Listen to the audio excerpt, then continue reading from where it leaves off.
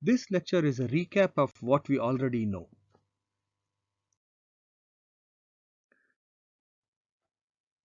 In this course, we use script notation to represent a quantity which is a function of both space and time.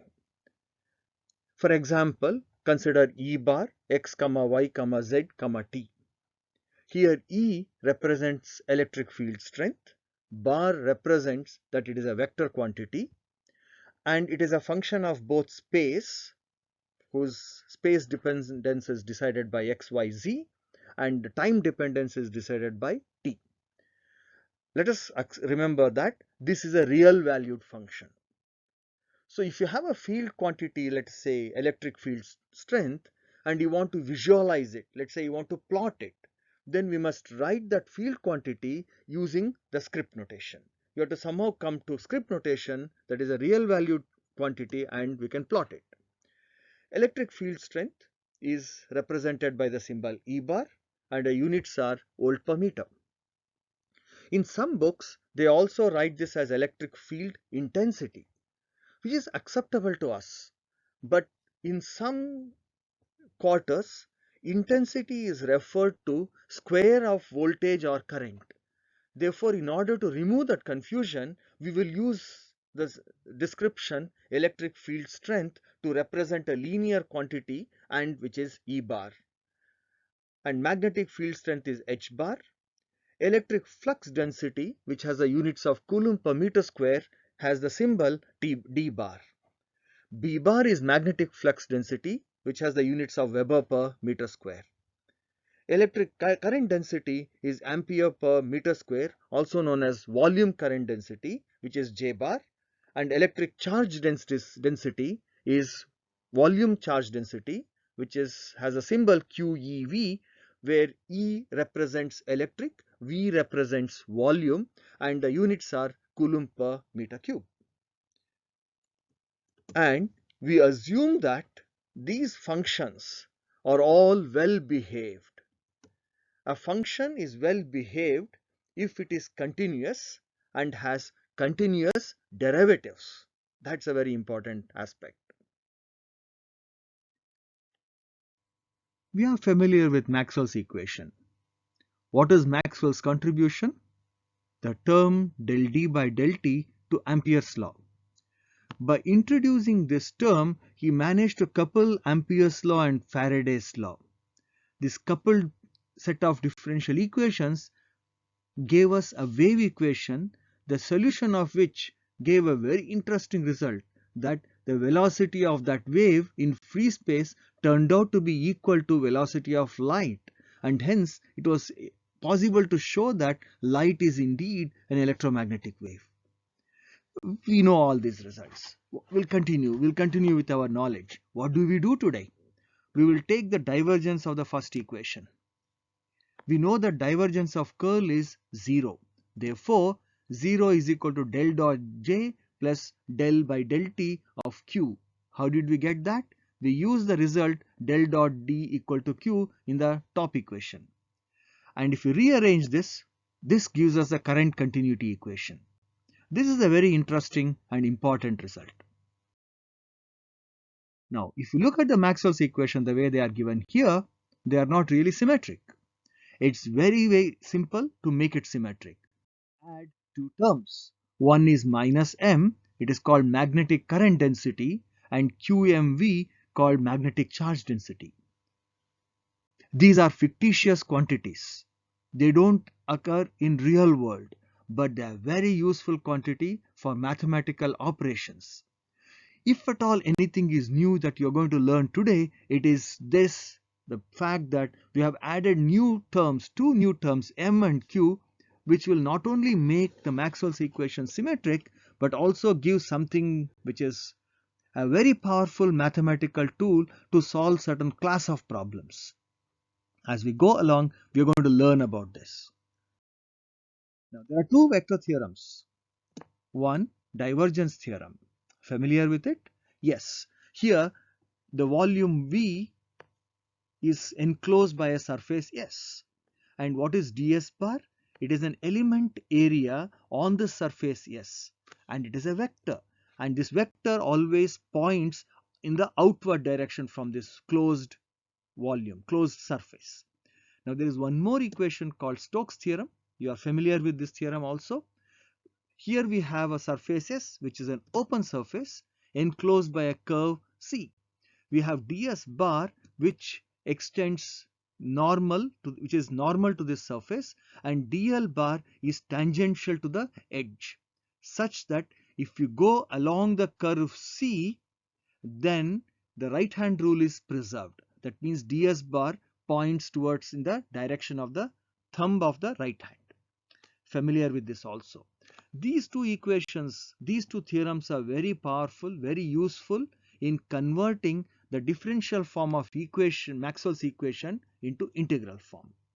So we start with differential form of Maxwell's equation, and we apply the Stokes theorem to the first two equations, and we get the integral form of Maxwell's equation.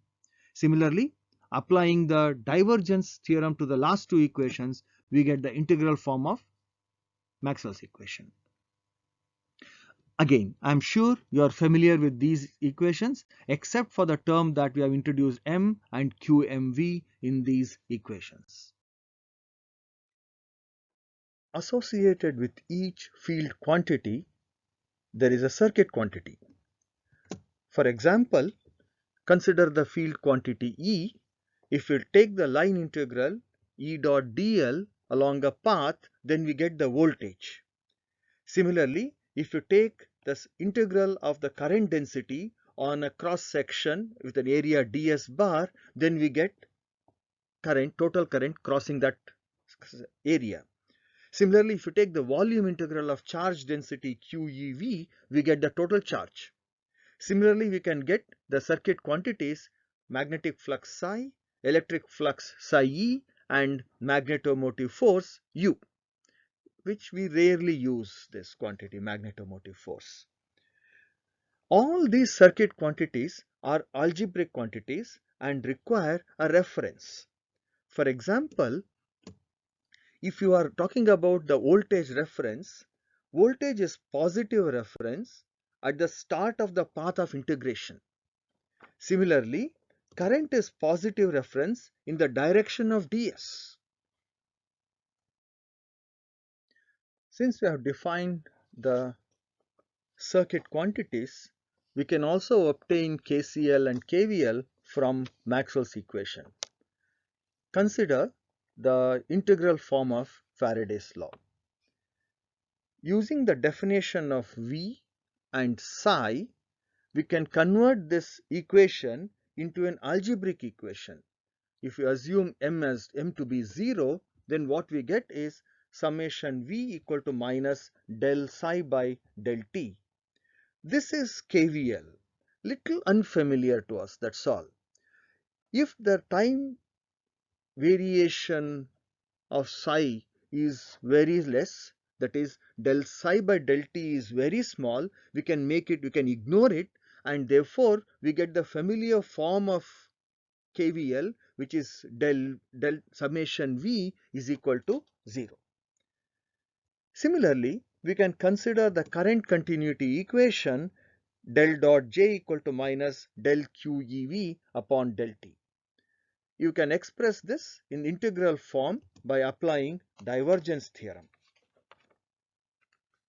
Now we introduce the circuit quantities I and Q, which we are familiar with now, and we get the Kirchhoff's current law. What it says is the total current crossing a closed surface that encloses a circuit is equal to time rate of change of total electric charge enclosed by that surface. This electric charge usually manifests as charge stored by stray capacitors in the circuit. If the frequency of operation is low, we can ignore this, and hence we get the familiar Kirchhoff's current law. Finally, we are going to talk a little bit about the constitutive relationships. We are familiar with this. D is equal to epsilon E, B is equal to mu H and J equal to sigma E.